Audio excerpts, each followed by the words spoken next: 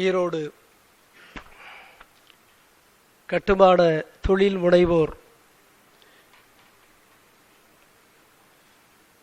சார்பாக நடத்தப்படக்கூடிய கல்வி குழுமங்களின் சார்பாக இன்றைக்கு மிகச்சிறப்பாக இந்த ஆசிரியர் தினம் கொண்டாடப்படுகிறது.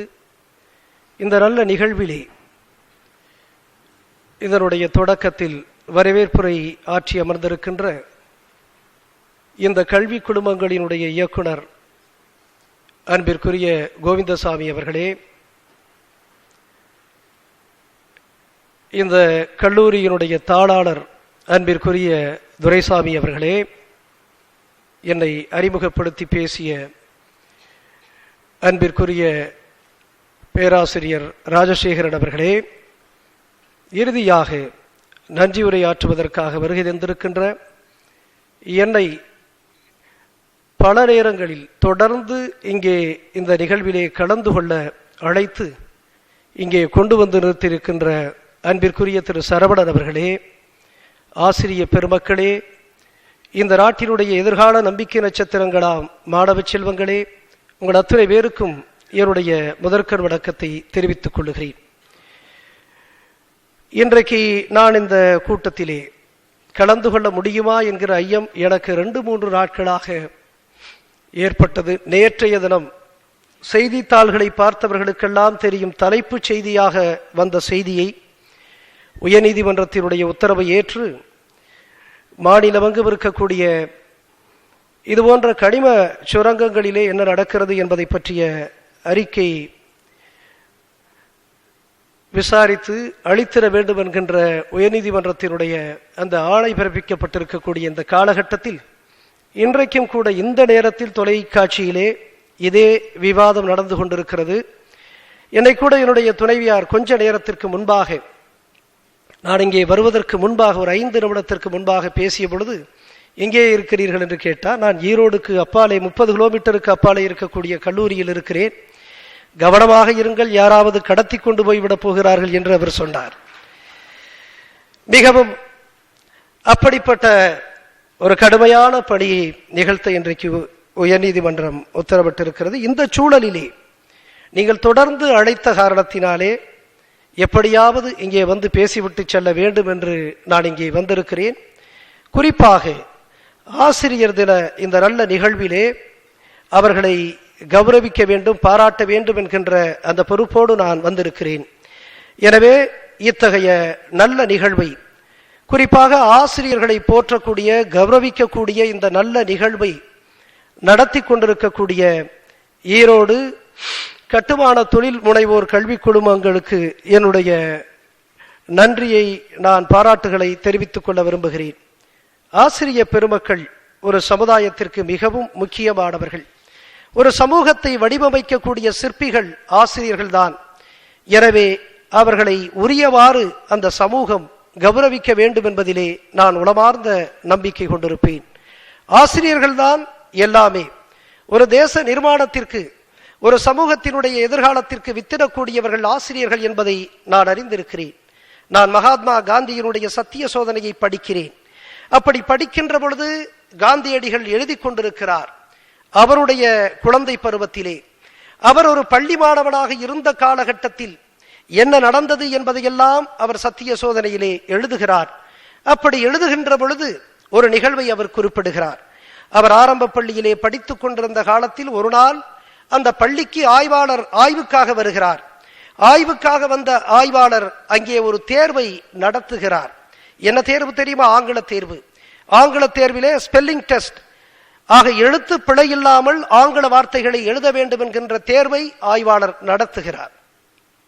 நடத்தி கொண்டிருக்கின்ற நேரத்தில் எல்லா மாணவர்களும் மிகச்சரியாக பிழையில்லாமல் ஆங்கில வார்த்தைகளை எழுதுகிறார்கள், மகாத்மா காந்தியை தவிர. காந்தி தவறாக எழுதுகிறார். கெட்டில் என்கின்ற வார்த்தையை அவர் எழுத்து பிழையாக எழுதுகிறார். இதை அறிந்த ஆசிரியர் பக்கத்திலே வந்து எல்லோருக்கும் தெரியாமல் சுட்டி காட்டுகிறார். பக்கத்து மாணவன் மிகச்சரியாக எழுதியிருக்கிறான், அவனை பார்த்து நீ சரியாக எழுது என சுட்டி காட்டுகிறார். காந்தி பக்கத்து மாணவனை பார்த்து ஆசிரியர் காப்பி அடி என்று சொன்ன பொழுது கூட அவர் செய்யவில்லை. இவர் தனக்கு எது தெரிந்ததோ தவறாக தெரிந்திருந்தாலும் கூட பிழையாக அந்த வார்த்தையை எழுதுகிறார். இது எதை காட்டுகிறது என்று இந்த நிகழ்வை ஒரு ஆசிரியர் மாணவர்களிடத்திலே சொல்லிக் கொண்டிருக்கிறார். இந்த நிகழ்வை பற்றி விவரித்துக் கொண்டிருக்கிறார் உங்களைப் போல கல்லூரி மாணவர்களிடத்திலே. அன்பிற்குரிய மாணவ செல்வங்களே, மகாத்மா காந்தி எந்த அளவிற்கு சிறு வயதிலே அளப்பரிய நேர்மையை அவர் கொண்டிருந்தார் என்பதற்கு உதாரணமாக இந்த நிகழ்வு தெரிகிறதே. ஆசிரியர் அவரை பார்த்து, பக்கத்து மாணவனை பார்த்து நீ எழுது, சரியாக எழுது என்று சொன்னபோது கூட நேர்மையாக சிறுவனாக இருந்த மகாத்மா பக்கத்து மாணவனை பார்த்து எழுதவில்லை. தனக்கு எது தெரிந்ததோ அதைத்தானே எழுதியிருக்கிறார். எத்தகைய நேர்மையை கொண்டிருக்கிறார் என்று ஆசிரியர் மாணவர்களை பார்த்து பேசிவிட்டு, அன்பிற்குரிய மாணவர்களே, இந்த நிகழ்வை பற்றி நீங்கள் என்ன நினைக்கிறீர்கள் என்று மாணவர்களை பார்த்து கேட்கிறார். வழக்கமாக பதில் சொல்லக்கூடிய மாணவர்கள் எல்லாம் அமைதியாக இருக்கிறார்கள்.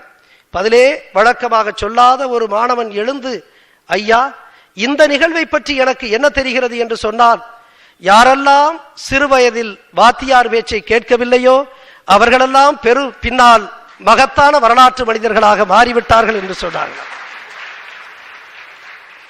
மாணவர்கள் அதிகமாக கைதட்டுகிறார்கள் என்று நான் கருதுகிறேன். அன்பிற்குரிய மாணவ செல்வங்களே, யாரெல்லாம் சிறு வயதில் வாத்தியார் பேச்சை கேட்கவில்லையோ அவர்களெல்லாம் பின்னால் வரலாற்று மனிதர்களாக மாறிவிட்டதை ஒரு நகைச்சுவையாக அந்த மாணவன் சொல்லினான் என்று எடுத்துக்கொள்ளலாமே தெரிய, உண்மையிலேயே யாரெல்லாம் ஆசிரியர்கள் சொல்வடி கேட்டார்களோ அவர்கள்தான் வரலாறாக மாறியிருக்கிறார்கள் என்பது உண்மை. எனவே அத்தகைய ஆசிரிய பெருமக்களுக்கு நாம் நன்றி கடன் பட்டிருக்கிறோம். அவர்களை கௌரவிக்க வேண்டும் என்று இந்த நல்ல நேரத்திலே நான் கேட்டுக்கொள்ளுகிறேன். ஒரு முறை நம்முடைய முன்னாள் குடியரசுத் தலைவர் சேலம் சோனா பொறியியல் கல்லூரிக்கு வருகிறார். 2009. நான் அப்பொழுது நாமக்கல் மாவட்டத்தினுடைய மாவட்ட ஆட்சியராக பணியாற்றுகிறேன். அவர் பேசிவிட்டு பேச்சினுடைய இறுதியிலே மாணவர்கள் கேள்வி கேட்கிறார்கள். கேள்வி கேட்கிற பொழுது ஒரு மாணவர் எழுந்து கேட்கிறான், ஐயா, நீங்கள் மிகச் சாதாரணமான ஒரு குக்கிராமம், ராமேஸ்வரம் என்கிற ஒரு சாதாரண கிராமத்திலே தமிழ் வழியிலே படித்துவிட்டு இன்றைக்கு இமயத்தினுடைய உச்சியில் இருப்பதை போல இந்த தேசத்தினுடைய உயர்ந்த பதவியில் இருக்கிறீர்களே, இதற்கு எது காரணம்? யார் உங்களை இந்த அளவிற்கு ஊக்குவித்தது? அத்தகைய ஊக்குவித்த உங்களுடைய ஆதர்ச புருஷன், உங்களுடைய கதாநாயகன் யார் என்று கேட்டால், உங்களுடைய மனம் கவர்ந்த கதாநாயகன் யார் என்று அப்துல் கலாமிடத்திலே கேட்ட பொழுது, அப்துல் கலாம் அவர் எத்தனையோ பிரதம அமைச்சர்களிடத்திலே அவர் பணியாற்றி இருக்கிறார். பிரதம அறிவியல் ஆலோசகராக எத்தனையோ பிரதமர்களிடத்திலே அவர் பணியாற்றி இருக்கிறார். அத்தகைய பிரதம அமைச்சர்களை இவர் குறிப்பிடவில்லை. அவர்கள்தான் என்னுடைய மனம் கவர்ந்த கதாநாயகன் என்று எத்தகைய பிரதம அமைச்சர்களையோ அரசியல் தலைவர்களையோ அவர் குறிப்பிடவில்லை. இவர் பணிக்காலத்தில் எத்தனையோ IAS அதிகாரிகளிடத்திலே பணியாற்றி இருப்பார். நேர்மையும் அறிவும் ஆற்றலும் மிகுந்த அத்தகைய IAS அதிகாரிகளை இவர்கள்தான் என்னுடைய மனம் கவர்ந்த கதாநாயகன் என்று அப்துல் கலாம் சொல்லவில்லை. இவருடைய பணிக்காலத்திலே மிகச்சிறந்த அறிவியல் அறிஞர்கள் இவருக்கு வழிகாட்டி இருப்பார்கள். அப்படியும் எந்த அறிவியல் அறிஞரையும் இவர்தான் என் மனம் கவர்ந்த கதாநாயகன், என்னுடைய ஆதர்ச புருஷன் என்று இவர் அத்தகைய விஞ்ஞானிகளை குறிப்பிடவில்லை. மாறாக யாரை குறிப்பிட்டார் தெரியுமா?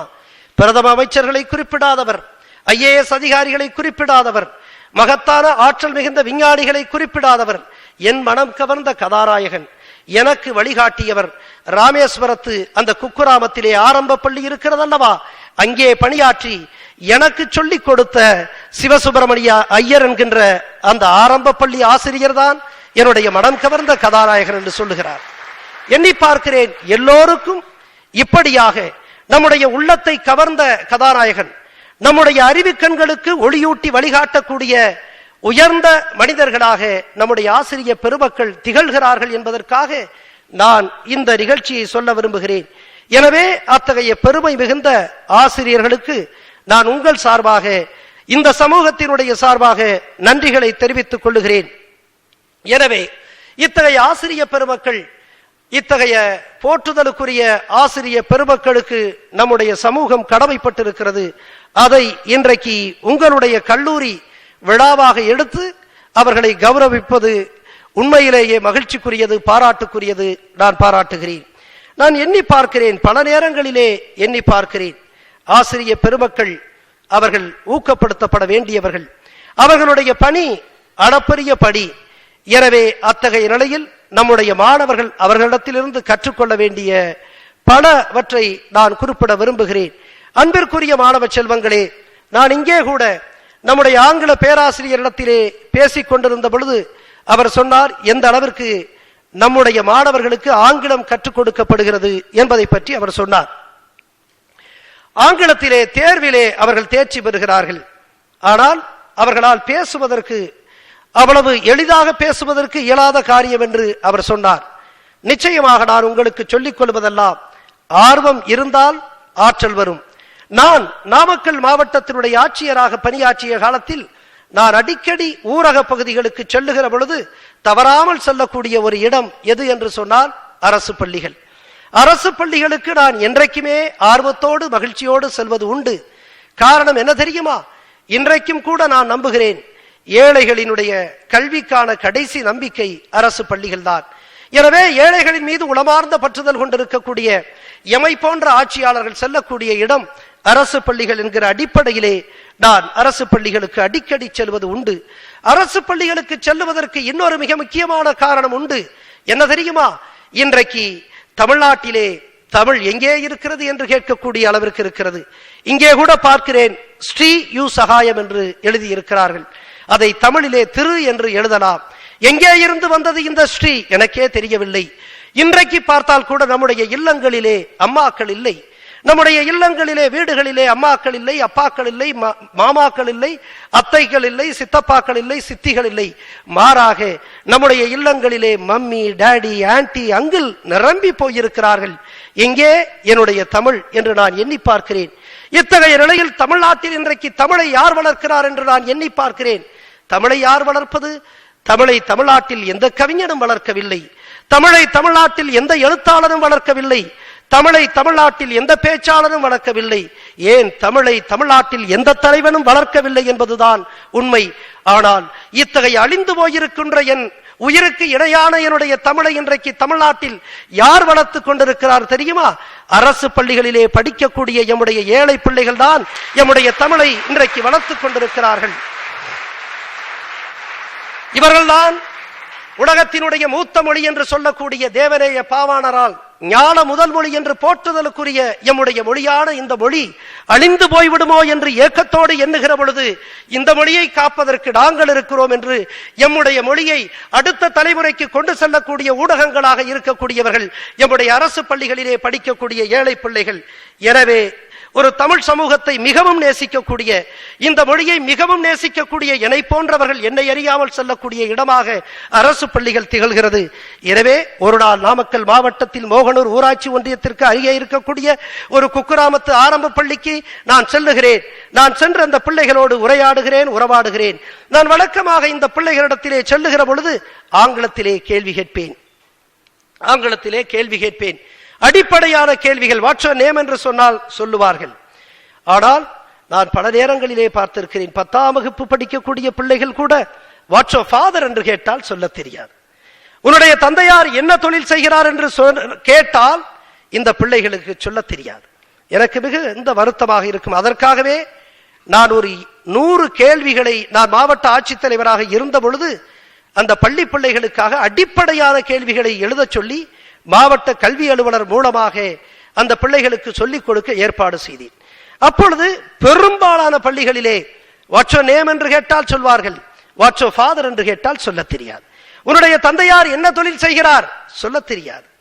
அப்படியாக இருக்கின்ற பொழுது இந்த ஆரம்ப பள்ளியிலே நான் போய் அந்த மாணவர்களிடத்திலே உரையாடி கொண்டிருந்த பொழுது ஒரு பிள்ளை, அவன் 4ஆம் வகுப்பு படிக்கக்கூடிய மாணவன், வாட்ஸ் யுவர் நேம் என்று கேட்டேன். அவன் சொன்னான், மை நேம் இஸ் சதீஷ் என்று சொன்னான். மை நேம் இஸ் சதீஷ் என்று சொன்னான், மிக அழகாக சொன்னான். அப்படி கேட்டுக்கொண்டிருக்கிற பொழுது வாட்ஸ் யுவர் ஃபாதர் என்று கேட்டேன். அவன் கொஞ்சம் கூட தயக்கம் இல்லாமல் my father is a Potter என்று மிக அழகாக சொன்னான். My father is a Potter என்று மிக அழகாக சொன்னான். வழக்கமாக விவசாயி என்று கூட சொல்ல தெரியாத இந்த பிள்ளைகளுக்கு my father is a farmer என்று சொல்ல தெரியாத இந்த பிள்ளைகள் மத்தியிலே என்னுடைய தந்தை ஒரு மட்பாண்டம் செய்யக்கூடிய கூலி தொழிலாளி, ஒரு ஏழை தொழிலாளி என்று மிக அழகாக சொன்னான். My father is a Potter என்று அழகாக சொன்னான். எனக்கு ஆச்சரியமாக இருந்தது. இன்னும் சில கேள்விகளை நான் கேட்டேன். எத்தனை பிள்ளைகள் உங்களுடைய வீட்டிலே, அண்ணன் தம்பிகள் என்று எத்தனை பேர் இருக்கிறார்கள் என்று கேட்டேன். சொன்னான் இந்த ஏழை பிள்ளை. சொன்னான், இறுதியாக கேட்டேன் வாட்ஸ் யுவர் ஃபியூச்சர் பிளான் என்று கேட்டேன். வாட்ஸ் யுவர் எய்ம் என்று கேட்டேன். உன்னுடைய எதிர்கால திட்டம் என்னவென்று கேட்டேன். அவன் சொன்னான், எதிர்கால திட்டம் என்னவென்று கேட்டபொழுது அந்த ஏழை பிள்ளை, ஏழை மட்பாண்டம் செய்யக்கூடிய தொழிலாளியினுடைய பிள்ளை சதீஷ் சொன்னான், ஐ அம் a டாக்டர் என்று சொன்னான். ஐ அம் a டாக்டர் என்று சொன்னான்.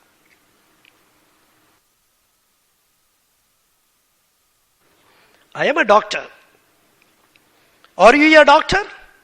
I am a doctor. இப்பொழுது நீ மருத்துவராகவா இருக்கிறாய்? இப்பொழுது மருத்துவராக இருப்பதை போல சொல்கிறாயே. Is it right? Is it correct என்று கேட்டேன். Is it right? இப்பொழுது மருத்துவராக, are you a doctor at the moment என்று கேட்டேன். இப்பொழுது நீ மருத்துவராக இருக்கிறாயா? Is it right என்று கேட்டேன். அப்பொழுதுதான் அந்த ஏழை பிள்ளைக்கு தெரிந்தது தான் சொல்லுவது தவறு என்று சொல்லி கொஞ்ச நேரம் அப்படியே விழித்தான். எனக்கு கூட கொஞ்சம் வருத்தமாக இருந்தது. ஒரு கலெக்டர் போய் என்னுடைய கிராமத்து பிள்ளையை இந்த அளவுக்கு தொந்தரவு செய்து இருக்க கூடாது என்று நான் யோசித்தேன். கொஞ்ச நேரம் பார்த்தார்.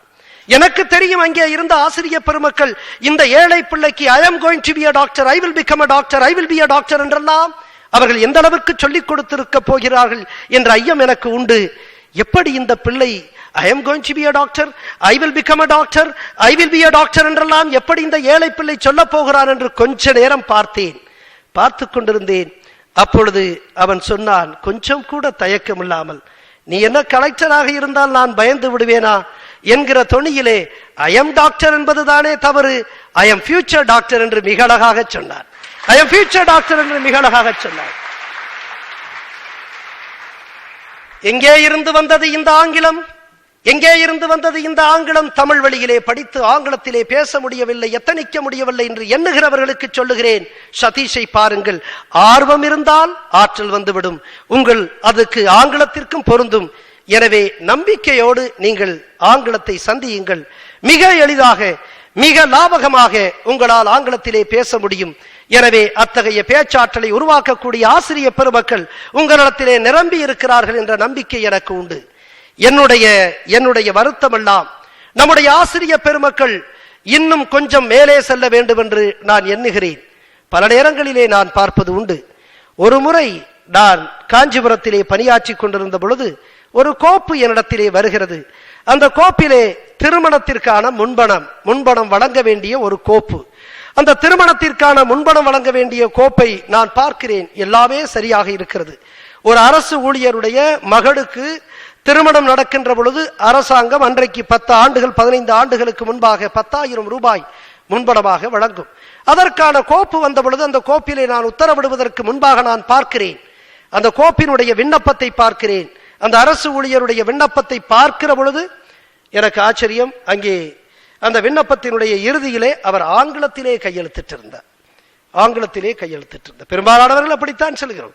ஆனால் தமிழக அரசினுடைய 1978ஆம் ஆண்டு அரசு ஆணை என்ன சொல்லுகிறது என்றால், தமிழக அரசு துறையிலே பணியாற்றக்கூடிய, தமிழக அரசை சார்ந்து பணியாற்றக்கூடிய நிறுவனங்களிலே பணியாற்றக்கூடிய ஊழியர்கள் அனைவரும் தமிழிலே கையெழுத்திட வேண்டும் என்று இருக்கிறது. ஆனால் இங்கே ஒரு ஊழியர் ஆங்கிலத்திலே கையெழுத்திட்டிருக்கு. அரசு ஆணைக்கு எதிராக ஆங்கிலத்திலே கையெழுத்திட்டிருக்கிறார் என்று கோபம் எனக்கு. அது மட்டுமல்ல, ஒரு தமிழிலே கையெழுத்திடவில்லை என்ற கோபம் எனக்கு உண்டு. எனவே நான் என்ன செய்கிறேன், இவர் அரசு ஆணைக்கு எதிராக தமிழிலே கையெழுத்திடவில்லை, ஆங்கிலத்திலே கையெழுத்திட்டிருக்கிறார், எனவே இதிலே நான் உத்தரவு பிறப்பிக்க முடியாது என்று சொல்லி இவர் மீது ஒழுங்கு நடவடிக்கை எடுக்க வேண்டும் என்று சொல்லி கோப்பை திருப்பி விடுகிறேன். அடுத்த நாள் தாசில்தார் வருகிறார். வந்து, ஐயா, இவருக்கு உதவி செய்துவிடலாம், மகளுடைய திருமணத்திற்காக கேட்கிறார், அதற்கு நாம் குறுக்கே இருக்க வேண்டாம், இவருக்கு உதவி செய்து விடலாம் என்று சொல்லுகிறார். நான் கேட்கிறேன், தாசில்தாரை பார்த்து கேட்கிறேன், இந்த ஆங்கிலத்திலே கையெழுத்திட்டாரே, இவர் என்ன எங்கே எந்த ஊழியர், அரசு ஊழியர் என்று நான் கேட்கிறேன். வருவாய்த்துறையிலே உள்ள ஊழியரா என்று கேட்கிறேன். இல்லை என்கிறார். வளர்ச்சித்துறை, டெவலப்மெண்ட் டிபார்ட்மெண்ட், அதிலே இருக்கக்கூடிய ஊழியரா? இல்லை ஐயா, இல்லை என்று சொல்லுகிறார். வேற எந்த ஊழியர் என்கிறார். இவர் கல்வித்துறை ஊழியர் என்று சொல்கிறார். கல்வித்துறை ஊழியர் என்றால் மாவட்ட கல்வி அலுவலரா, முதன்மை கல்வி அலுவலரா, எங்கே வேலை செய்கிறார் என்கிறேன். இல்லை ஐயா, இவர் பள்ளிக்கூடத்திலே சொல்லிக் கொடுக்கக்கூடிய ஆசிரியர் என்று சொல்கிறார். ஆசிரியரா? அப்படியானால் ஆங்கிலத்திலே கையெழுத்து போட்டவர் என்றால், இந்த ஆங்கிலம் படித்தவர்களுக்கெல்லாம் கொஞ்சம் கூடுதலாக கர்வம் உண்டு. ஒருவேளை அதன் காரணமாக ஆங்கில ஆசிரியர் எப்படி ஆங்கிலத்திலே கையெழுத்து போட்டிருக்கிறாரா? இல்லை ஐயா, இவர் ஆங்கில ஆசிரியர் அல்ல. பிறகு என்ன, அறிவியல் ஆசிரியரா? அறிவியல் எல்லாம் ஆங்கிலத்திலே இருக்கிறது, எல்லா அறிவியல் ஆற்றல்களையும் நாம் ஆங்கிலத்தின் மூலமாகத்தான் உணர முடியும் என்று சொல்லுகிறோமே, அத்தகைய அறிவியல் ஆசிரியரா? இல்லை ஐயா, இல்லை ஐயா. பிறகு யார்? கணித ஆசிரியரா? இல்லை ஐயா. வரலாற்று ஆசிரியரா? இல்லை ஐயா. வேறு யார் என்று கேட்கிறேன். வேறு யாரும் இல்லையா, இவர்தான் தமிழாசிரியர் கந்தசாமி என்று சொல்லுகிறார். தமிழாசிரியருக்கே தமிழிலே கையெழுத்து போட்டால் அது தாழ்வு நிலை என்கின்ற தாழ்வு மனப்பான்மை இருக்கிறது அல்லவா? அது தகர்த்தெறியப்பட வேண்டும் என்று நான் எண்ணுகிறேன். அத்தகைய தன்னம்பிக்கை கொண்டிருக்கக்கூடிய ஆசிரியர் பெருமக்கள் தான் என் தமிழ் சமூகத்தை உயர்ந்த நிலைக்கு எடுத்துச் செல்ல முடியும் என்று நான் நம்புகிறேன். இன்றைக்கு என் சமூகத்திற்கு தேவை சுயமரியாதை. எந்த சுயமரியாதை சுடரை ஏந்தி நின்றாரோ தந்தை பெரியார், அந்த மண்ணிலிருந்து நான் பேசுகிறேன். தன்னம்பிக்கை, சுயமரியாதை மிக்க ஆசிரியர் பெருமக்கள் தான் ஒரு சுயமரியாதை மிக்க ஒரு தமிழ் சமூகத்தை உருவாக்க முடியும் என்று நம்புகிறேன். அத்தகைய கோரிக்கையைத்தான் நம்முடைய ஆசிரியர் பெருமக்களுக்கு நான் வைத்திட விரும்புகிறேன். அன்பிற்குரிய மாணவ செல்வங்களே, இத்தகைய ஆசிரியர்களிடமிருந்து நீங்கள் கற்றுக்கொண்டு அளப்பரிய ஆற்றலை நீங்கள் வெளிப்படுத்த வேண்டும் என்று நான் கேட்டுக்கொள்ளுகிறேன். பல நேரங்களிலே பார்க்கிறேன், ஆசிரியர் பெருமக்கள் மட்டுமல்ல, மாணவர்கள், அவர்கள் குறும்பானவர்கள். ஒரு முறை வகுப்பறையிலே அங்கே வகுப்பு நடந்து கொண்டிருக்கிறது, தமிழாசிரியர் நடத்தி கொண்டிருக்கிறார். நடத்தி கொண்டிருக்கக்கூடிய அந்த தமிழாசிரியர் ஒரு கேள்வியை கேட்கிறார். அன்பிற்குரிய மாணவ செல்வங்களே, நான் கேட்கக்கூடிய கேள்விக்கு நீங்கள் பதில் சொல்ல வேண்டும். ஐயா சொல்கிறோம் என்று சொல்லுங்கள். அன்பிற்கும் காதலுக்கும் உள்ள வித்தியாசம் என்னவென்று கேட்கிறார். அன்புக்கும் காதலுக்கும் உள்ள வேறுபாடு, வித்தியாசம் என்னவென்று கேட்கிறார் ஆசிரியர். அப்பொழுது எல்லா மாணவர்களும் அமைதியாக இருந்தார்கள். ஒரு மாணவன் எழுந்தான். ஐயா, நான் இதற்கு பதில் சொன்னால் நீங்கள் கோபித்துக் கொள்ள மாட்டீர்களே என்று அவர் கேட்கிறார். எந்த ஆசிரியரும் மாணவன் பதில் சொல்லுகிற பொழுது கோபித்துக் கொள்வதில்லை, தாராளமாக நீ சொல்லலாம் என்று சொல்லுகிறார். ஐயா, அன்பிற்கும் காதலுக்கும் உள்ள வித்தியாசம் என்னவென்றால், உங்களுக்கும் உங்கள் மகளுக்கும் உள்ள உறவுக்கும், உங்கள் மகளுக்கும் எனக்கும் உள்ள உறவுக்கும் என்ன வித்தியாசமோ அதுதான் அன்புக்கும் காதலுக்கும் உள்ள வித்தியாசம் என்று சொன்னார். எதற்காக இதை சொல்லுகிறேன் என்றால், இப்படி குறும்புக்காரமானவர்கள் எல்லாம் நிரம்பி இருக்கக்கூடிய இந்த காலகட்டத்தில் இவர்களை சமாளிப்பதே மிக உயர்ந்த பணியாக இருக்கும். எனவே அத்தகைய சமாளிக்கக்கூடிய பணியை நம்முடைய ஆசிரியர் பெருமக்கள் செய்கிறார்கள் அல்லவா? அதற்காக நாங்களெல்லாம் அவர்களுக்கு நன்றி தெரிவிக்க கடமைப்பட்டிருக்கிறோம். உளமாற உங்களை நாங்கள் வாழ்த்துகிறோம். அன்பிற்குரிய மாணவ செல்வங்களே, நீங்கள் தன்னம்பிக்கை மிக்கவர்களாக இருக்க வேண்டும். ஒரு முறை ஒரு நிகழ்வு எனக்கு நினைவுக்கு வருகிறது. 2ஆம் உலகப் போர் நடைபெற்றதற்கு பின்னால் போரிலே காயம்பட்டவர்கள், போரிலே உயிரிழந்த அந்த போர் வீரர்களுடைய குடும்பங்கள் அப்படியே ஆதரவற்று இருந்த நிலையிலே ஐரோப்பாவிலே பல தன்னார்வ இயக்கங்கள் அவர்களுடைய குழந்தைகளை எல்லாம் கல்வி கொடுக்க ஆதரிக்க முன்வந்தார்கள். அப்படிப்பட்ட ஒரு காலத்தில் ஒரு பாதிரியார் அங்கே அந்த இறந்து போன போர் வீரர்களுடைய குழந்தைகளுக்கு கல்வி கொடுக்கக்கூடிய ஒரு தொண்டினை செய்து கொண்டார். ஒரு முறை அவர் பிரான்ஸ் நாட்டில் இருந்து அந்த பணியை ஆற்றிக் கொண்டிருக்கிற நேரத்தில் அந்த பல்வேறு நாடுகளை சார்ந்த இந்த குழந்தைகளை கொண்டு போய் ஆல்ஸ் மலைக்கு அவர் கொண்டு செல்கிறார். கொண்டு சென்று எல்லா குழந்தைகளையும் ஏறச் சொல்லுகிறார், மலை மீது ஏறச் சொல்கிறார். எல்லா குழந்தைகளும் ஏறுகிறார்கள். போலந்து நாட்டு சிறுவன் மிக துடிப்போடு ஏறுகிறார், அந்த மலையிலே ஏறுகிறார். ரஷ்ய நாட்டு சிறுவன் ஏறுகிறான், வேகமாக ஏறுகிறான், வேகமாக ஏறுகிறான். பிரான்ஸ் நாட்டு சிறுவன் அவ்வாறாக ஏறுகிறான். இங்கிலாந்து சிறுவன் ஏறுகிறான். ஆனால் ஒரே ஒரு சிறுவன், தென்னாப்பிரிக்க நாட்டிலே இருந்து வந்த ஒரு போர் வீர குடும்பத்து அந்த சிறுவன் அப்படியே இருக்கிறார். அதை பார்த்து அந்த பாதிரியார் கேட்கிறார், என்ன தம்பி, எல்லா சிறுவர்களும் ஏறுகிறார்கள், எல்லா சிறுவர்களும் ஏறுகிற பொழுது நீ மட்டும் நிற்கிறாயே, என்ன காரணம் என்று கேட்கிறார்.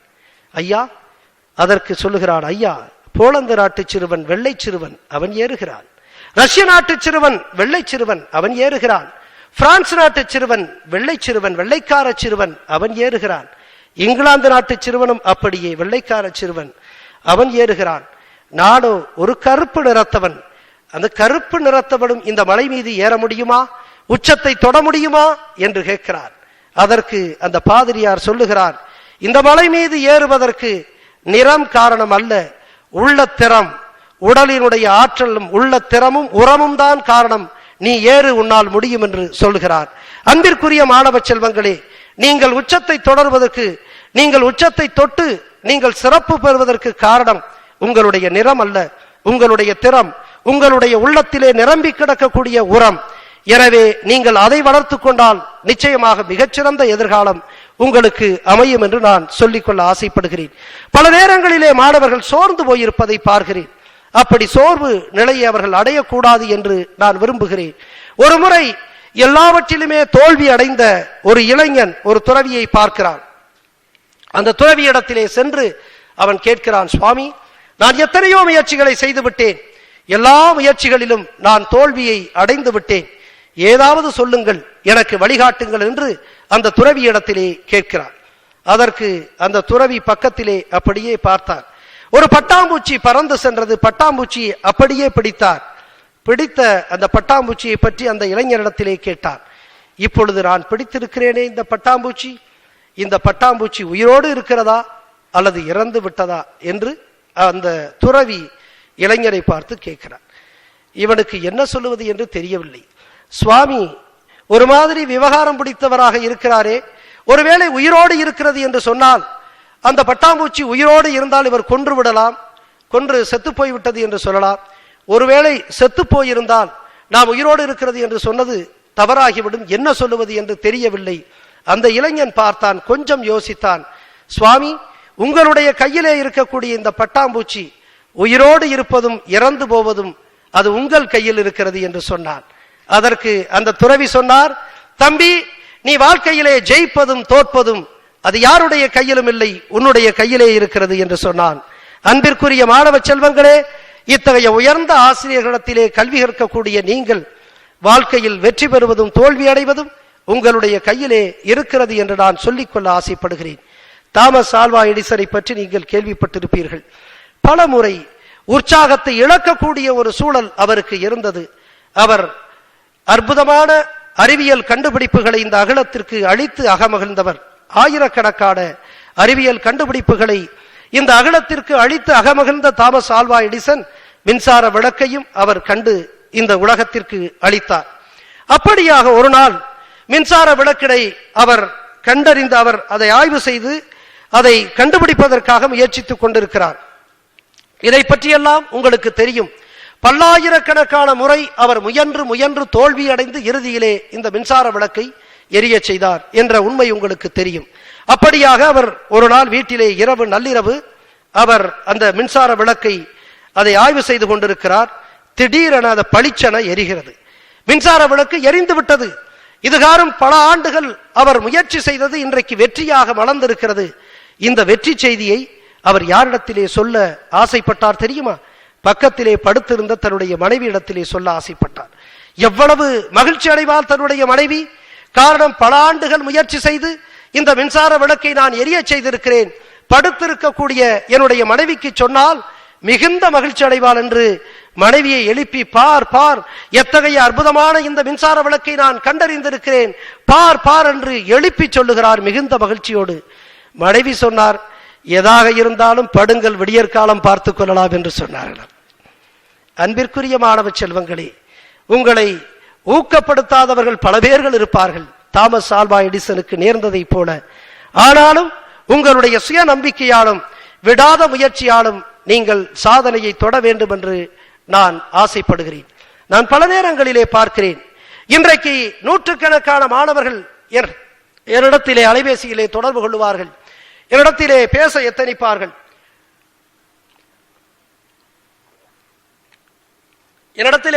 எத்தனிப்பார்கள்.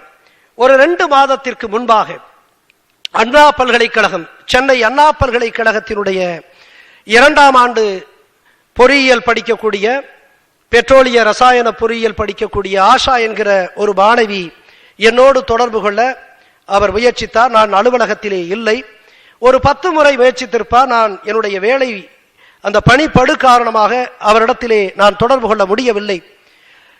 இருப்பினும் ஒரு 2 வாரம் கழித்து இவர் தொடர்ந்து முயற்சிக்கிறார் என்று நான் ஒரு முறை அவரோடு தொடர்பு கொண்டேன். அப்பொழுது சொன்னார், ஐயா, என்னுடைய பெயர் ஆஷா. ஆஷா, எனக்கு நீங்கள் வழிகாட்ட வேண்டும், you are my role model என்றெல்லாம் பேசினார். பேசிய பொழுது நான் கேட்டேன், உங்களுடைய தந்தையார் என்ன வேலை செய்கிறார் என்று கேட்டேன். ஒரு தனியார் நிறுவனத்தில் சாதாரண ஒரு வேலை பார்க்கக்கூடிய ஒரு நபராக அவருடைய தந்தை இருக்கிறார். அவருடைய தாய் ஒரு சாதாரண ஒரு பிளாஸ்டிக் கடை வைத்திருக்கிறார் என்றெல்லாம் சொன்னார். இப்படி சொல்லிக்கொண்டே போன பொழுது நான் இறுதியாக கேட்டேன், வாட்ஸ் யுவர் ஃபியூச்சர் பிளான், நீ எதிர்காலத்தில் என்ன ஆக போகிறாய் என்று கேட்டேன். 20 வயது கூட நிரம்பாத அண்ணா பல்கலைக்கழக பொறியியல் மாணவி, 2ஆம் ஆண்டு படிக்கக்கூடிய பொறியியல் மாணவி ஆஷா, நான் உன்னுடைய எதிர்கால திட்டம் என்னவென்று கேட்ட பொழுது என்ன தெரியுமா சொன்னார்? ஐயா, நான் எதிர்காலத்தின் இந்திய நாட்டினுடைய பிரதம அமைச்சராக ஆசைப்படுகிறேன் என்று சொன்னார். ஐயா, எதிர்காலத்தில் நான் இந்த தேசத்தினுடைய பிரதம அமைச்சராக ஆசைப்படுகிறேன் என்று சொன்னார். 20 வயது கூட நிரம்பாத ஆஷாவிற்கு இருக்கக்கூடிய இலக்கை பாருங்கள். இதை போன்ற இலக்கை அன்பிற்குரிய மாணவ செல்வங்களே நீங்கள் கொண்டிருக்க வேண்டும் என்று நான் ஆசைப்படுகிறேன். இலக்கு மட்டும் வைத்தால் போதுமா? லட்சியமும் வேண்டும்.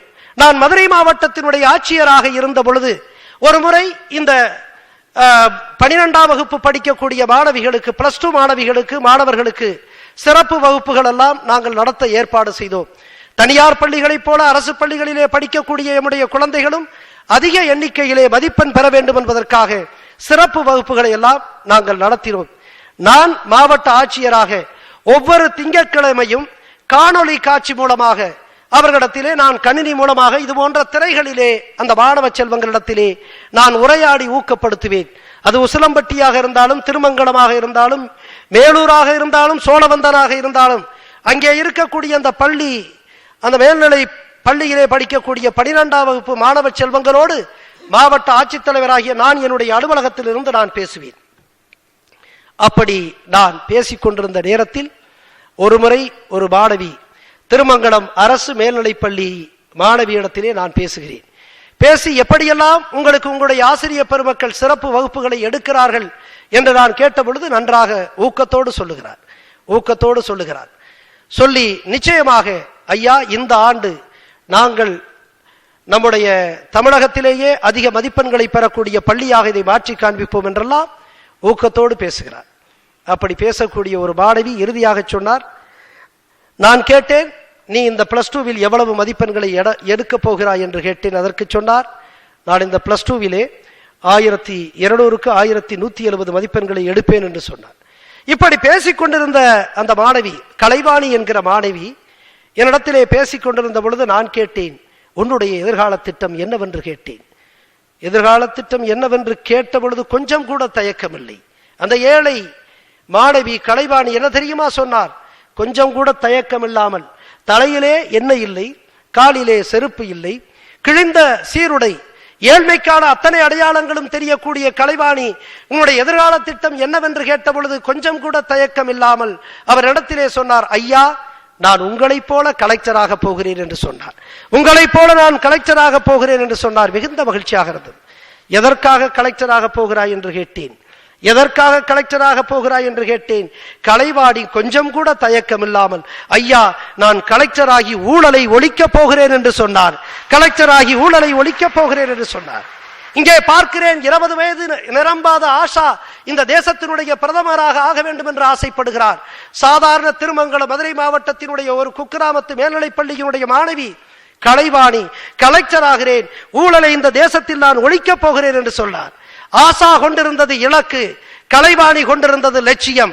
இலக்குக்கும் லட்சியத்திற்கும் என்ன வேறுபாடு என்று தெரியும். நான் IAS அதிகாரியாக ஆக வேண்டும் என்பது லட்சியம், நான் இலக்கு. நான் IAS அதிகாரி ஆக வேண்டும் என்பது இலக்கு, நான் தேசத்திலேயே நேர்மையான IAS அதிகாரி ஆக வேண்டும் என்பது லட்சியம். எனவே அன்பிற்குரிய மாணவ செல்வங்களே, உங்களுக்கு இலக்கும் வேண்டும், லட்சியமும் வேண்டும். இலக்கு உனக்கானது, லட்சியம் இந்த சமுதாயத்திற்கானது. உனக்கானதையும் சேர்த்துக்கொள், இந்த சமுதாயத்திற்குமானதை சேர்த்துக்கொள், நீ உயர்வாய் என்று நான் எண்ணிக்கொள்ள ஆசைப்படுகிறேன். இப்படிப்பட்ட மாணவ செல்வங்களை உருவாக்கக்கூடிய ஆசிரியர் பெருமக்களுக்கு தான் இந்த சமூகத்தில் மரியாதை உண்டு என்று நான் எண்ணுகிறேன். பாடம் சொல்லிக் கொடுப்பது எளிது, சமூகத்தை பற்றி சொல்லிக் கொடுப்பதுதான் கடினம். பாடம் சொல்லிக் கொடுப்பதற்கு இந்த தேசத்தில் நிறைய பேர் இருக்கிறார்கள். சமூகத்தின் அவலங்களை பற்றி சொல்லிக் கொடுப்பதற்கு ஆட்கள் அரிதாக இருக்கிறார்கள். எம்முடைய ஆசிரியர் பெருமக்களே, உங்களை எல்லாம் பாடம் சொல்லிக் கொடுப்பதோடு மட்டுமல்ல, இந்த சமூகத்தையும் சொல்லிக் கொடுங்கள். இந்த சமூகத்தில் நடக்கக்கூடிய அவலங்களையும் நீங்கள் சுட்டிக்காட்ட வேண்டும், சொல்லிக் கொடுக்க வேண்டும் என்று நான் ஆசைப்படுகிறேன். அத்தகைய ஆசிரியர் பெருமக்கள் தான் வரலாற்றில் இடம்பெறக்கூடியவர்களாக ஆவார்கள். நானே நினைக்கிறேன் எல்லைப்பட்டி என்று என்னை பற்றி சொன்னார்கள். எல்லைப்பட்டி என்கின்ற அந்த சாதாரண குக்கிராமத்து பள்ளிக்கு நாங்கள் அன்றாடம் 6 கிலோமீட்டர் 12 கிலோமீட்டர் நடந்து சென்று படிப்போம். அங்கே இருந்த நாராயணசாமி என்கின்ற ஆசிரியர் எமக்கு பாடம் மட்டும் சொல்லிக் கொடுக்க மாட்டார், இந்த சமூகத்தினுடைய அவலங்களை பற்றி எல்லாம் சொல்லுவார். அதனால்தான் எத்தனை இடர்பாடுகள் வந்தாலும் 23 ஆண்டுகளிலே 24 முறை மாற்றப்பட்டிருக்கிறேன். எத்தனை இடர்பாடுகள் வந்தாலும் நீங்கள் எத்தனை முறை வேண்டுமானாலும் மாற்றுங்கள், மாறாதது என்னிடத்தில் என்னுடைய நேர்மை என்பதை நான் இன்றைக்கும் நிரூபித்து வருகிறேன் என்று சொன்னால் அதற்கு என்னுடைய பெற்றோர்கள் முதல் காரணம், என்னுடைய நாராயணசாமி போன்ற ஆசிரியர்கள் இரண்டாவது காரணம். எத்தனை ஆசிரியர்கள் இந்த சமூகத்தை சொல்லிக் கொடுப்பவர்களாக இங்கே இருக்கிறீர்கள், நீங்களே முடிவு செய்து கொள்ளுங்கள். எனவே அன்றாடம் இந்த தேசத்தில் என்ன நடக்கிறது என்று சொல்லுங்கள். நான் மிக அற்புதமாக சொல்லுவார் ராணி பல்கிவாலா என்கின்ற மறைந்த மிகச்சிறந்த வழக்கறிஞராக விளங்கியவர். India has everything. India has ability and efficiency. It has got capacity and capability. What it lacks apparently the character என்று சொல்லுவார். இந்த தேசத்தில் எல்லாமே இருக்கிறது, அறிவு இருக்கிறது, ஆற்றல் இருக்கிறது, திறமை இருக்கிறது. இந்த தேசத்தில் ஒன்று மட்டும் இல்லை, வாய்மை இல்லை, உண்மை இல்லை, நேர்மை இல்லை என்று இத்தகைய நேர்மை மிகுந்த ஒரு தேசமாக உருவாக்குவதற்கு நிச்சயமாக எதிர்கால நம்முடைய மாணவர்கள் கிளர்ந்தெழுவார்கள் என்ற நம்பிக்கை எனக்கு இருக்கிறது. அத்தகைய மாணவர்களை உருவாக்கக்கூடிய உயர்ந்த பண்பாளர்களாக, கடமையாளர்களாக நம்முடைய ஆசிரிய பெருமக்கள் திகழ வேண்டும் என்று நான் ஆசைப்படுகிறேன். எனவே இந்த நேரத்தில் நம்முடைய மாணவ செல்வங்கள் உயர்ந்த இலக்கை கொண்டிருக்க வேண்டும், நம்முடைய மாணவ செல்வங்கள் உயர்ந்த லட்சியத்தை கொண்டிருக்க வேண்டும். அவர்கள் இந்த சமூகத்தை பற்றி, இந்த தேசத்தை பற்றி எண்ண வேண்டும். அத்தகைய எண்ணம் கொண்டவர்களை நம்முடைய ஆசிரிய பெருமக்கள் உருவாக்க வேண்டும் என்று இந்த நல்ல நேரத்திலே கேட்டுக்கொள்கிறேன். ஒன்றை மட்டும் புரிந்து கொள்ளுங்கள் ஆசிரிய பெருமக்களே, ஒரு முறை ஹாசன் என்கின்ற துறவி அவர் நடந்து சென்று கொண்டிருக்கிறார். அவர் குக்கிராமத்தின் வழியாக செல்லுகிற பொழுது இருண்டு விடுகிறது. அப்பொழுது சத்திரத்தில் தங்க நேரிடுகிறது. சத்திரத்தில் தங்குகிற பொழுது அவருக்கு பக்கத்து குடிசையிலே இருக்கின்ற ஒரு சிறுவன் ஒரு மெழுகுவர்த்தியை ஏந்தி கொண்டு வந்து இருளை போக்குவதற்காக அங்கே கொண்டு வந்து வைக்கிறான். சிறுவன் மெழுகுவர்த்தியை கொண்டு வந்து அங்கே வைப்பதை பார்க்கிறார் ஹாசன் என்கின்ற துறவி. ஹாசன் மிகவும் கற்றறிந்தவர்,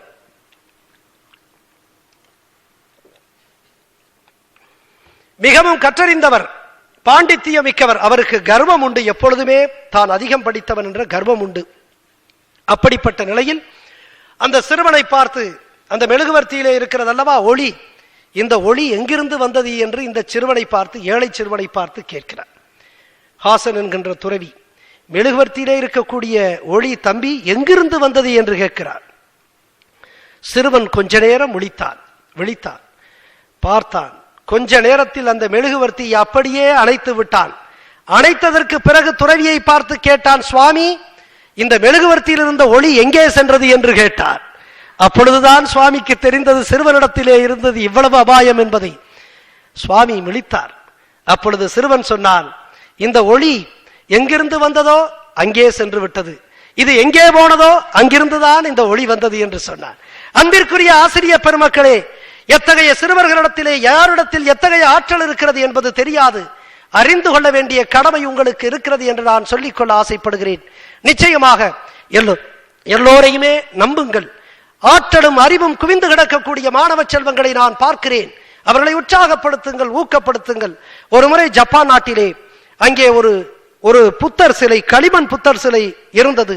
அது பழங்காலத்து சிலை. அந்த கோயிலை புனரமைக்கக்கூடிய, சீரமைக்கக்கூடிய நிலையில் அந்த புத்தர் சிலையை, களிமண் புத்தர் சிலையை இன்னொரு இடத்திற்கு கொண்டு செல்லுகிறார்கள். வாகனத்திலே பத்திரமாக உடைந்து விடக்கூடாது என்கின்ற கவனத்தோடு, எச்சரிக்கையோடு அதை எடுத்துச் செல்கிறார்கள். எடுத்துச் செல்லுகிற பொழுது சற்று தூறல் விழுகிறது, மழை விழுகிறது. பயந்து போய் விடுகிறார்கள். களிமண் சிலை அப்படியே கரைந்து ஒன்றுமே இல்லாமல் ஆகிவிடுமோ என்று. அப்பொழுது பயந்து நடுங்கியதைப் போல மழை அதிகமாக பெய்கிறது. மழை அதிகமாக பெய்ய பெய்ய களிமண், அந்த புத்தர் சிலை அப்படியே களிமண் கரைந்து விடுகிறது. அங்கே ஒரு தங்கச் சிலை அப்படியே மிளிர்கிறது. தங்கச் சிலை அற்புதமாக தோன்றுகிறது. எல்லோருக்கும் ஆச்சரியம். களிமண் சிலை என்று கரைந்து மறைந்து போய்விடும் என்று நாம் எண்ணிக்கொண்டிருந்தோம். ஆனால் இங்கே தங்கச் சிலை இருக்கிறது என்று கேட்டபொழுது பெரியவர்கள் சொன்னார்கள், இது உண்மையிலேயே தங்கச் சிலை. இது உண்மையிலேயே தங்கச்சிலை. பல நூற்றாண்டுகளுக்கு முன்பாக இந்த தங்கச்சிலையை காப்பதற்காக, பிற மன்னர்களிடத்திலிருந்து காப்பதற்காக இந்த நாட்டினுடைய மன்னன் அந்த தங்கச்சிலை மீது களிமண் பூச்சை அவன் பூசினான். அப்படியாக அது களிமண் சிலையாக, புத்தர் சிலையாக மாறியது. ஆனால் உண்மையிலேயே தங்கச்சிலை. இது களிமண் சிலை அல்ல, இது தங்கச்சிலை. அன்பிற்குரிய ஆசிரியர் பெருமக்களே, நீங்கள் எந்த மாணவர்களை பார்த்தும் உங்கள் தலையிலே களிமண் இருக்கிறது என்று சொல்லிவிடாதீர்கள். எங்களுடைய மாணவர்கள் களிமண் மாணவர்கள் அல்ல, அவர்கள் தங்க மாணவர்கள் என்பதை நீங்கள் புரிந்து கொள்ள வேண்டும் என்று நான் ஆசைப்படுகிறேன். அத்தகைய நிலையில் நம்முடைய மாணவ செல்வங்களுக்கு அறிவும் ஆற்றலும் அளப்பரியதாக இருக்கிறது. இதை கண்டுகொள்ள வேண்டியது ஆசிரியர் பெருமக்களுடைய கடமை. உங்கள் எத்தனை பேர் அன்றாட செய்தித்தாள்களை படித்து இன்றைக்கு நடக்கக்கூடிய அவலம், இந்த தேசத்தில் எத்தனை ஆயிரம் கோடி ஊழல்கள், எதை பற்றியாவது நம்முடைய ஆசிரியர் பெருமக்கள் பேசியிருக்கிறார்களா? நம்முடைய மாணவ செல்வங்களுக்கு சொல்லி இருக்கிறார்களா? இந்த தேசத்தை புற்றுநோய் என அரித்துக் கொண்டிருக்கிறதே ஊழலும் லஞ்சமும், அதை பற்றி எந்த ஆசிரியர்களாவது பேசி இருக்கிறோமா? சொல்லிக் கொடுத்திருக்கிறோமா? இது நம்முடைய தேசம், இது நம்முடைய சமூகம். நம்முடைய சமூகம் உலகத்திலே ஒப்பியர்பற்ற சமூகமாக மாற வேண்டும் என்று நாம் ஆசைப்படுகிறோமே. இந்த லஞ்சமும் ஊழலும், வாய்மைக்கு எதிரான இந்த நிலை, சுரண்டல் நிலையை மாறுவதற்கு ஆசிரியர் பெருமக்கள் நம்முடைய மாணவ செல்வங்களுக்கு என்றாவது சொல்லி இருக்கிறோமா? இந்த தேசம் எப்படிப்பட்ட தேசம்? எத்தகைய தியாகத்தை, அளப்பரிய தியாகத்தை கொண்டு நம்முடைய பெருமக்கள் நம்முடைய தேசத்திற்கு சுதந்திரம் வாங்கி கொடுத்திருக்கிறார்கள். உங்களுக்கு தெரியுமா, 3 நாட்களுக்கு முன்பாக நான் இன்றைக்கு இந்த அறிவியல் நகரம் என்கின்ற இந்த புதிய பணிக்கு சேர்ந்து திங்கட்கிழமை சேர்ந்தேன். செவ்வாய்க்கிழமை எனக்கு நாமக்கல்லிலிருந்து ஒரு குரல், நாமக்கல், குறிப்பாக பாண்டமங்கலம், இங்கே நாமக்கல்லிலிருந்து நண்பர்கள் வந்திருக்கிறார்கள். பாண்டமங்கலத்திலிருந்து ஒரு பெண் பேசுகிறார். அண்ணே அண்ணே சகாய அண்ணே இருக்காரா அப்படிங்கிற. யாருடா அண்ணேன்னு கேட்கிறாரு. நான் பார்க்கிறேன். அண்ணே நான் உமா பேசுறேனே அப்படிங்கிறாங்க. உமா பேசுறேனே. சொல்லுமா, எப்படிமா இருக்கான்னு நான் கேட்கிறேன். அண்ணே உங்களை பார்க்கணும்னு எனக்கு ரொம்ப ஆசையா இருக்குனே அப்படிங்கிறாங்க உமா. இந்த உமா யார் தெரியுமா?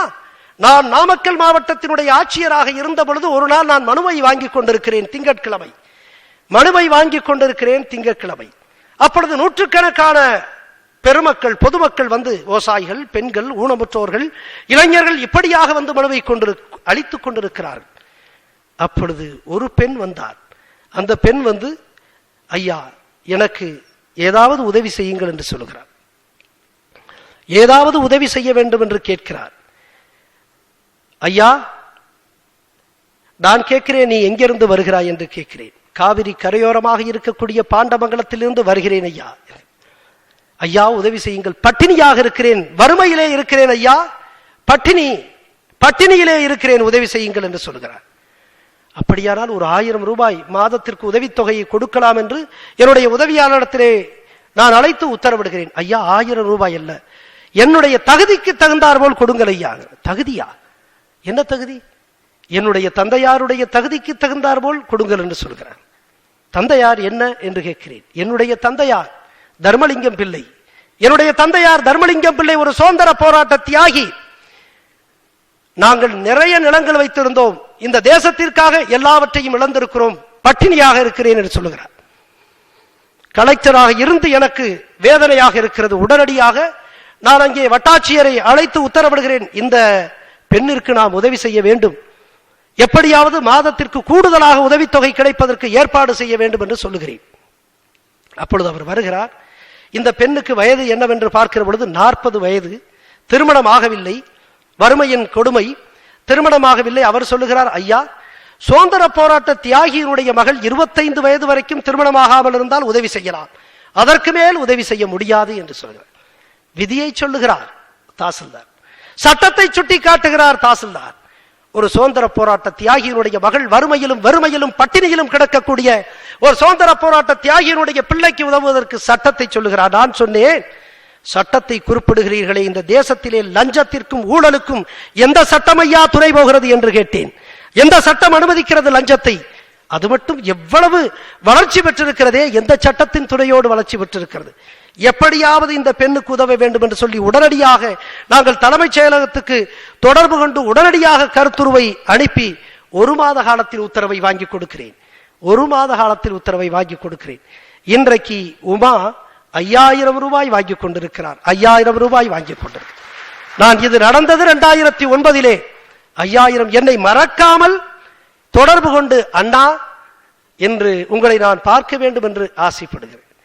ஐயாவாக இருந்த கலெக்டர் நான் அன்பு செலுத்தியதற்கு பிறகு அண்ணாவாக மாறுகிறேன். எனவே அதிகாரத்தில் தான் நாம் ஐயாவாக இருக்கிறோம். அன்பு செலுத்த தொடங்கினால் நாம் உறவுகளாகி விடுவோம். அன்புகளை அதிகாரத்தில் இருந்தாலும் அன்பு செலுத்த வேண்டும் என்பதற்கான உதாரணம். அது மட்டுமல்ல அன்பிற்குரியவர்களே, அண்ணா நான் உங்களை பார்க்க வேண்டும் என்று சொல்லுகிறேன். உங்களை பார்ப்பதற்கு ஆசையாக இருக்கிறேன், ஆசையாக இருக்கிறது என்று சொல்லக்கூடிய உமாவுக்கு என்ன தெரியுமா? 2 கண்ணிலும் பார்வை இல்லை, 2 கண்ணிலும் பார்வை இல்லை என்பதுதான் உண்மை. நான் சொன்னேன், நாமக்கல்லுக்கு வருகிற பொழுது நான் நிச்சயமாக உன்னை வந்து பார்க்கிறேன் என்று சொன்னேன். எதற்காக இதை சொல்லுகிறேன் என்று தெரியுமா? எம்முடைய தேசத்தினுடைய சுதந்திரத்திற்காக எத்தகைய அளப்பரிய தியாகங்களை இந்த தேசத்திலே தர்மலிங்கம் பிள்ளையை போல செய்திருக்கிறார்கள். நான் சொல்லிக்கொண்டே போகலாம். அத்தகைய அளப்பரிய தியாகங்களை செய்த நம்முடைய முன்னோர்களினுடைய கண்ணீராலும் செந்நீராலும் பெற்றிருக்கக்கூடிய சுதந்திரத்தை காப்பதற்கு இளைய தலைமுறையே நீங்கள் லட்சியத்தோடு வளர வேண்டும். அதற்கான சரியான வாய்ப்பாக இது போன்ற கல்லூரிகள் அமைய வேண்டும். இது போன்ற ஆசிரிய பெருமக்கள், மிகச்சிறந்த மாணவர்களை, இந்த சமூக பற்று கொண்ட மாணவர்களை, இந்த தேசப்பற்று கொண்ட மாணவர்களை நீங்கள் உருவாக்க வேண்டும் என்ற நல்ல நேரத்திலே கேட்டுக்கொள்கிறேன். மீண்டும் சொல்லுகிறேன், அன்பிற்குரிய ஆசிரிய பெருமக்களே, நீங்கள் விஞ்ஞானிகளை உருவாக்குங்கள், நீங்கள் IAS அதிகாரிகளை உருவாக்குங்கள், IPS அதிகாரிகளை உருவாக்குங்கள், மருத்துவர்களை உருவாக்குங்கள், கணினி பொறியாளர்களை உருவாக்குங்கள், கட்டிட பொறியாளர்களை உருவாக்குங்கள். ஆசிரிய பெருமக்களே, இவர்களோடு சேர்த்து கொஞ்சம் நல்ல மனிதர்களையும் உருவாக்குங்கள் என்று சொல்லி வாய்ப்புக்கு நன்றி கூறி உரை முடிக்கிறேன். வணக்கம்.